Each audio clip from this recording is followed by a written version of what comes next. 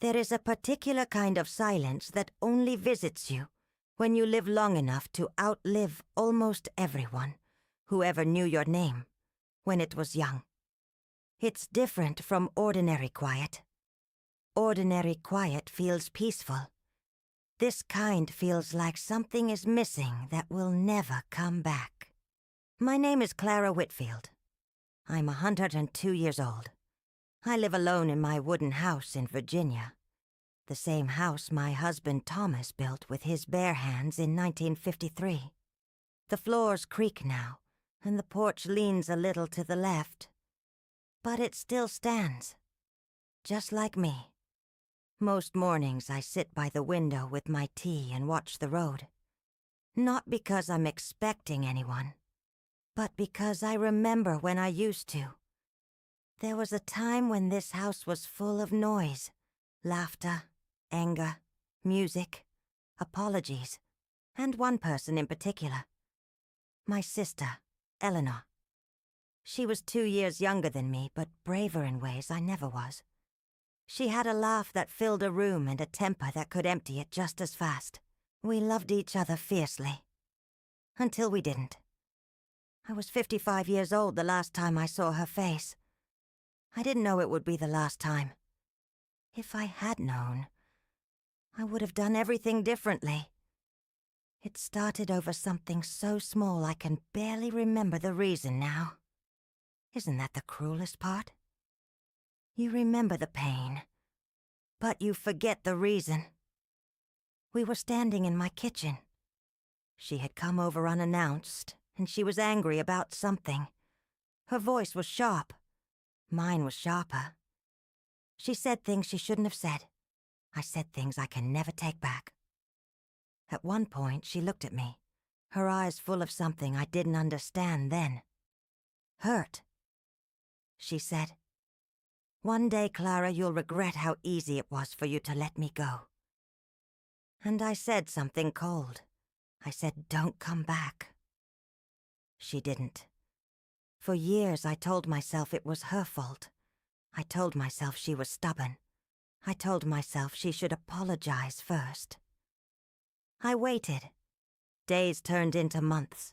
Months turned into years. Years turned into decades. At first, I expected the phone to ring. Then I hoped it would. Then I stopped thinking about it. Or at least, I pretended to. Thomas used to ask me gently, "Do you miss her?" And I would say, "No." But that was a lie. The truth is, missing someone doesn't go away just because you refuse to say their name. It just hides. It waits. It grows in the quiet spaces of your life. Thomas died when I was 79. Heart failure. It was quick. Too quick. One day he was sitting in his chair, smiling at me over his coffee. The next day, he was gone. After the funeral, the house felt different. Bigger. Colder. I remember sitting at the kitchen table alone, staring at the empty chair across from me. And for the first time in years, I thought about Eleanor. I wondered if she was sitting alone somewhere, too. I wondered if she ever thought about me. But I still didn't reach out. Pride is a strange thing.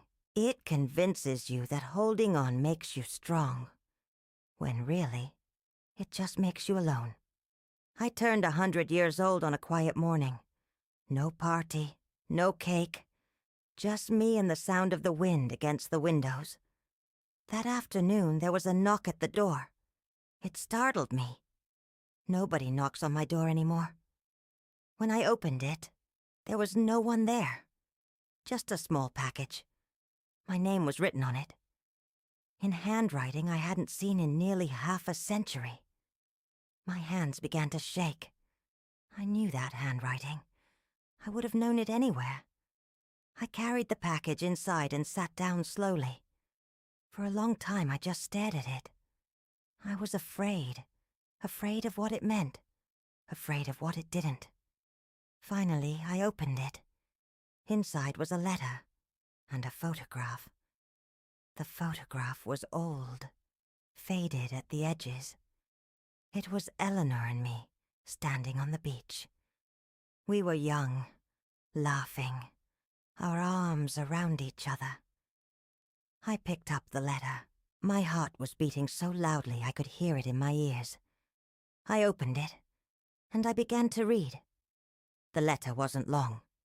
It said, "Dear Clara, if you're reading this, it means I'm gone. I asked my daughter to send this after I passed. I wanted to write to you 1,000 times over the years. I wanted to call. I wanted to come back. But I was afraid. Afraid you didn't want me anymore. Afraid you had forgotten me. I want you to know something. I never stopped loving you. Not for one day. You were my big sister. You were my home. I hope you had a beautiful life. And I hope, somehow, you can forgive me. Love always, Eleanor." I don't remember when I started crying. I only remember that I couldn't stop. I cried for the years we lost. I cried for the words we never said. I cried for the apologies that never came. And the ones that came too late. She had been alive all those years. All those birthdays. All those holidays. All those lonely nights. And I could have picked up the phone. I could have written a letter. I could have said, "I'm sorry." But I didn't. Because I thought there would always be more time. That is the greatest lie we tell ourselves. There is no guarantee of more time. Time doesn't wait for pride. Time doesn't care about stubborn hearts. Time just moves. And one day, it leaves you behind. I am 102 years old now. And I can tell you something with absolute certainty. The arguments you think matter so much right now won't matter at all when the person is gone. The anger fades.